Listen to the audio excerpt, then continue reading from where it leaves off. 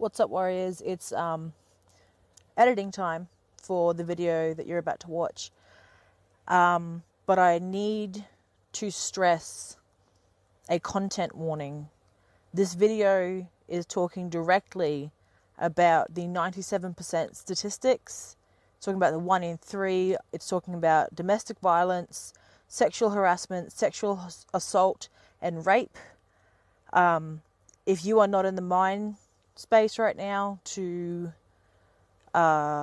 listen in on these topics, I appreciate your support, but please close the video. Also, super big apology for how completely shaky the camera is for the entire video. I'll work out something better for next time, I promise. Again, if you're not in the headspace to listen to those topics, please close the video. We don't need to be causing more harm than good with this. Mwah.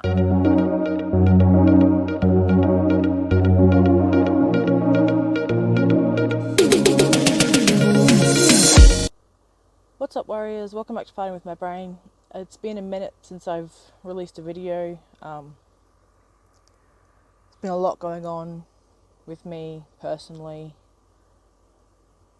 And if I'm being completely honest, I've been avoiding having to film this video.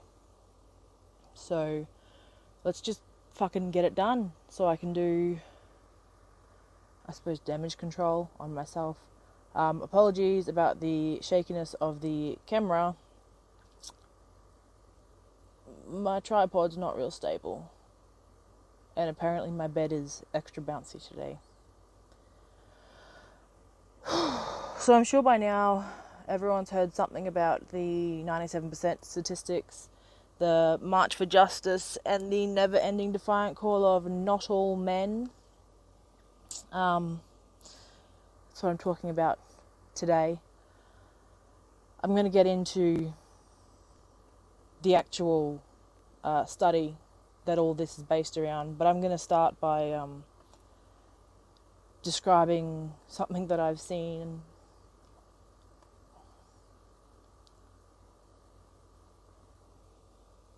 So we've all seen the comment, not all men, which every time I see it, I just roll my eyes and think it's a stupid comment to make, but fine. The comments that are concerning me now are the comments saying things like, let's make sure we get it to 100% in 2021, boys. RAW 2021. Hashtag RAW.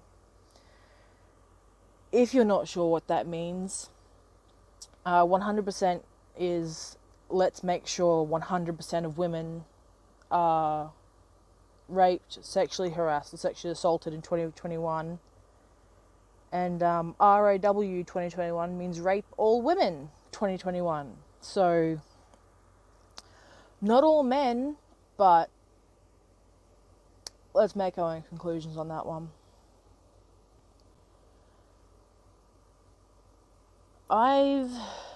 Like I said, I've been trying to avoid doing this video. So I'm hurting a lot right now. Hearing more and more women coming forward, sharing their stories and their trauma as the voice of the collective that is the 97%. And there's no quiet space to turn to for a moment of relief from the triggers and the trauma. Like many people at the moment, I can't just get off the internet, or I can't just close the laptop, because I am the 1 in 3. I am the statistic that's being argued about. I am the 97%. I'm the victim of a rapist. I'm the victim of domestic abuse. And I'm the victim of sexual harassment and assault. And I'm angry. I'm so angry.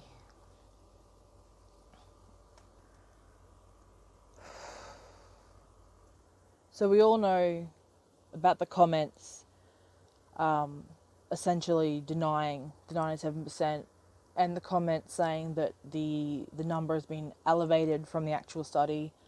I've seen the comments of people saying sexual harassment doesn't make you part of the 97%, receiving a dick pic doesn't make you part of the 97%, being catcalled doesn't make you part of the 97%. The 97% are women who've been raped. As a woman who's been raped, receiving a dick pic makes you part of the 97%. Being catcalled and harassed makes you part of 97%. But beyond that, as a person who has the ability to read, I'm going to give you a few little bits that I've taken out of the actual report about the 97%. So, first, in response to people saying this is about rape victims or victims of violence, page 1 of that report, the fucking title is Prevalence and Reporting of Sexual Harassment in UK Public Spaces. There's two really important parts of that title that people, they obviously haven't seen the fucking report. The first important part is that this report is about sexual harassment. And the second part is the women surveyed in this report were surveyed about public spaces. Keep that in mind. Now, the statement that the 97% is an inflation of numbers. So page 3, under key survey findings. First point, 71% of women of all ages in the UK have experienced some form of sexual harassment in a public space. This number rises to 86% among 18 to 24-year-olds, and only 3% of 18 to 24-year-olds report not having experienced any of the types of harassment listed. I'm not a math genius, but I'm pretty sure if you take 3% out of 100%, you're left with 97%. Okay? This isn't even about all women, the 97%. The 97% is 18 to 24-year-olds. So the numbers skewed. I think your understanding of statistics is skewed. The next point I want to bring up is on page 3, which I'm paraphrasing here just a little bit, I believe. It says the 2021 UN Women UK YouGov survey clearly shows that sexual harassment in public spaces continues to be highly prevalent and concerning. Again, to really try and drive this point home, this survey was specifically about public spaces. It's not even talking about what's happening in the home. It's not talking about what's happening for women who are being working from home. It does at one point bring that up. It's not talking about what's happening behind closed doors. This survey is specifically public spaces. Again, try and understand what that means. It doesn't mean that the women who are talking about what happens to them at home or what happened to them in their childhood or what happened to them in their school discounts from this percentage. Page 9, we're going to go into what defines sexual harassment according to this survey. Because again, everyone has a fucking opinion as to whether or not women have the right to claim that they are victims of harassment. If you're part of the not all men and you are a male, you don't get to gatekeep how we feel and what classifies as harassment. But just give the benefit of the doubt. UN Women defines sexual harassment as a continuum of violent practices against women and girls. It can take form in various acts, including rape, other aggressive touching, forced viewing of pornography, so your dick pic is sexual harassment, taking and circulating sexual photographs, as well as verbal sexual conduct. In effect, sexual harassment is unwelcome sexual conduct. So the survey followed that definition. We're going to define a public space because this one made me frustrated. And I think you'll see why, but if not, I'll explain it. A public space was defined in the survey as any of the following: public transport, example, buses, trains, etc. Hospitality venues, example, pubs, clubs, bars, etc., etc. Public events, such as concerts, sporting games, festivals, etc. Streets, parks and commons, and other public recreational spaces and online spaces, such as social media. For the purpose of this study, public space excludes places of work or study. Again, which direction is the statistic skewed in? Oh wait, honestly. Tell me. The final part of the survey that I'm going to read out is page 13, figure 3. This is a list of things that were considered sexual harassment, just again to bring it home as to what the 97% is about. Because it's not just about women who have been raped. It's not about women who have been beaten. It's not just about women who've been beaten. It's not just about women who've been grabbed and felt up in public. It's about women who've been catcalled or wolf whistled, who've been stared at, who've experienced unwelcome touching, body rubbing or groping, who've experienced in-person comments or jokes, unwelcome sexual advances or requests for sexual favours. So yes, repeatedly asking a woman to fuck you is harassment. Being physically followed, indecent exposure, keep your dick away, online comments or jokes, so when you comment RAW hashtag 100% 2021 or slut shame a woman online, or tell her what you do to her, or tell her she needs to be serviced, you are part of the problem. It also includes sharing of suggestive or indecent content online or in person. What did I say? Being forced to participate in sexual behaviour, or having images taken and or shared without your consent.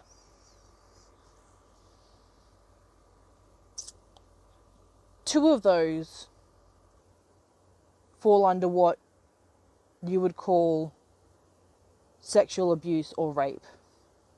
I don't agree with the actual definitions of sexual abuse and rape, but that's me from someone who's experienced these things. I don't agree with it because people want to level up against, let's say people, I mean men, misogynists, not just men, misogynists, all of them. They want to argue that sexual harassment is not as bad as rape. And I'm here to tell you that it can be. You don't get to define how someone experiences their trauma. That makes you a fuckwit.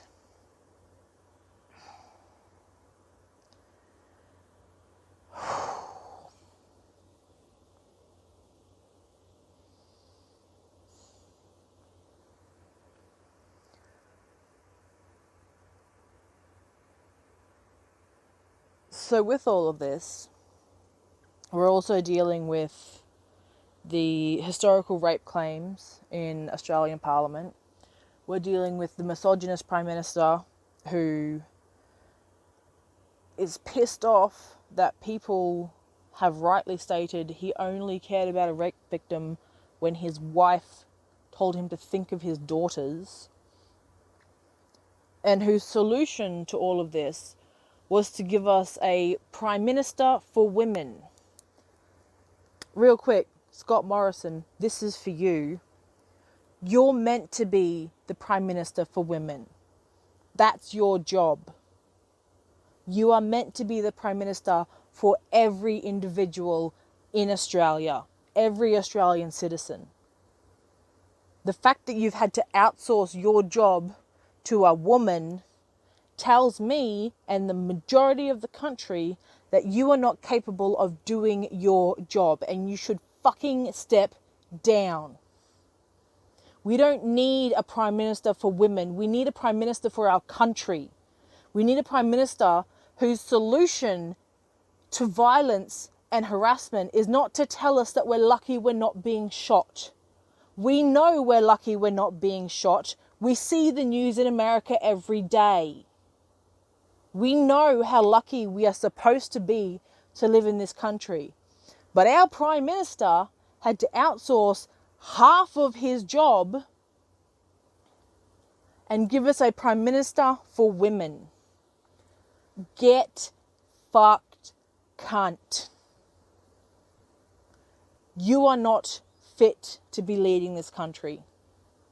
You are not fit to be raising daughters. You're not fit to have any form of public platform unless you are using it for an actual heartfelt apology to your daughters, to your wife, to every woman in Parliament and every woman in the country.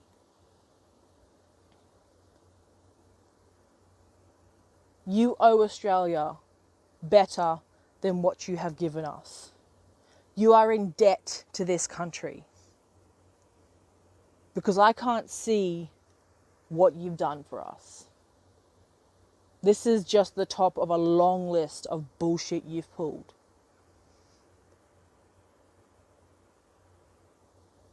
We've always assumed you wanted to be more like Trump. And in light of all of these scandals, you've proven that you are. So congratulations, step the fuck down, jog on. I don't need someone to be appointed as the Prime Minister for women. I need someone who is going to work to protect all of us equally, regardless of gender, sexual identity, colour, creed, religion. That's not you. You should be ashamed. It is not Christianly what you are doing. If you believe that you're on a path of righteousness for God, you are wrong.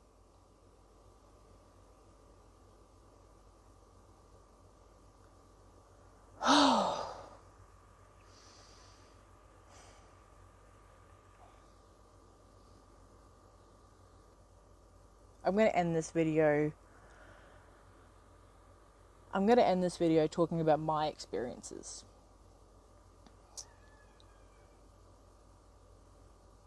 The first time I was sexually assaulted, I was 13.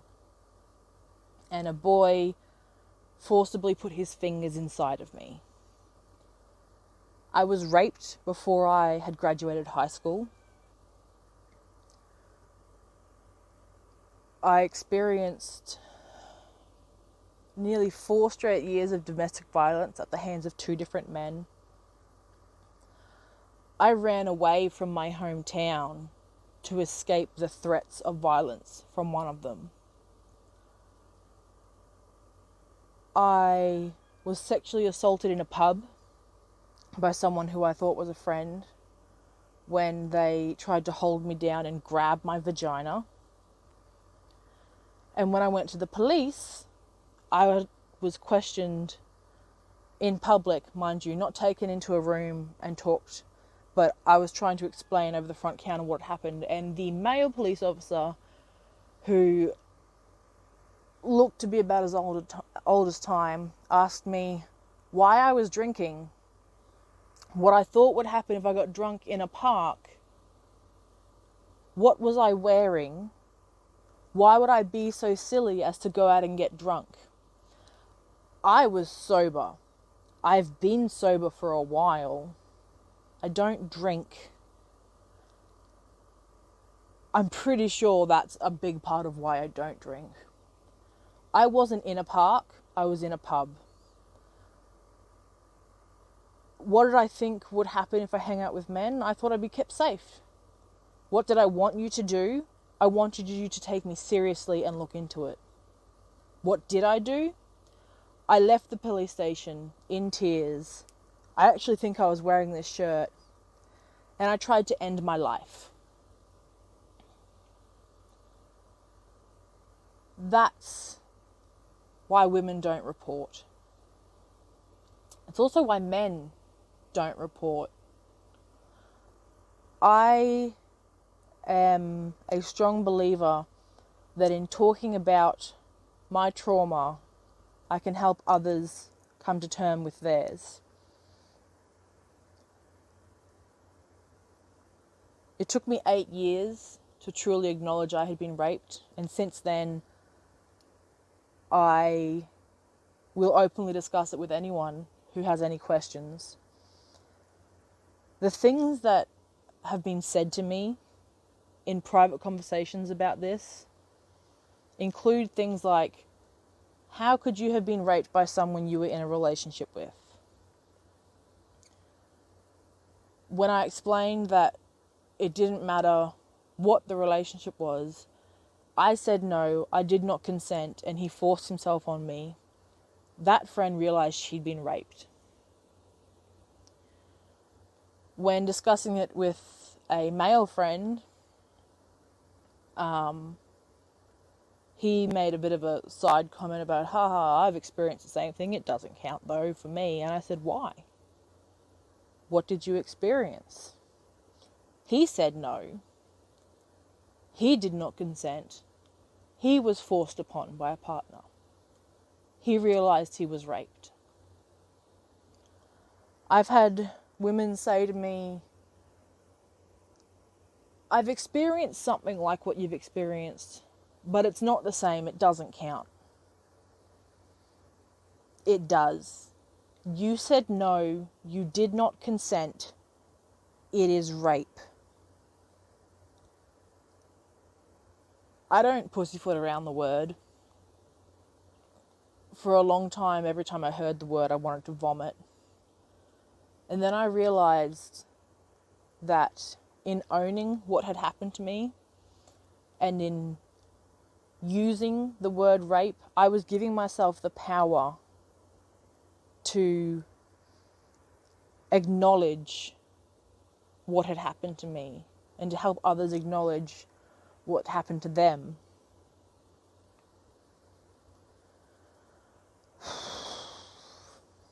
I have a poem. I think it's a poem. I wrote it 8 years after the fact. This is the poem that I gave to my aunt and to my sister to tell them what had happened to me. I've probably read this out loud twice in my life. I wanted to give it to my mother to tell her, and I couldn't bring myself to do it because all I could think of when it was time to tell my mother what had happened to me was how much I was hurting her by giving her this knowledge.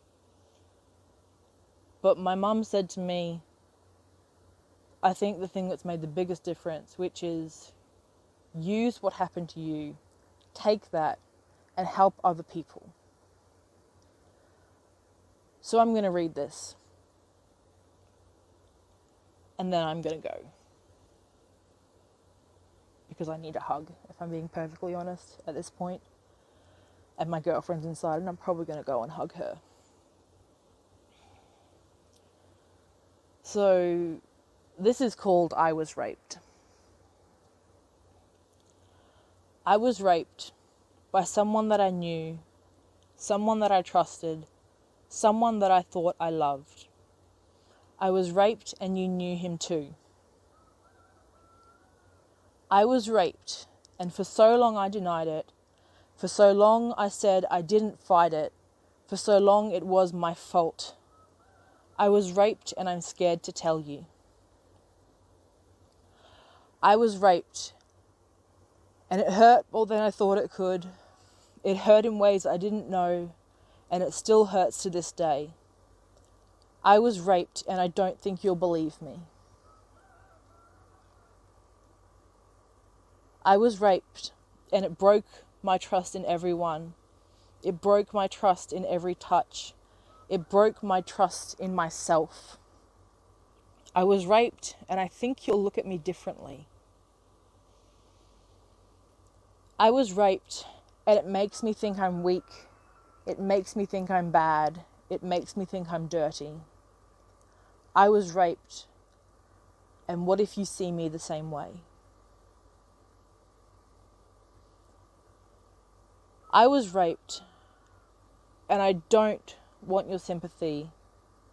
I don't want you to tell me it's okay, and I don't want you to have to understand.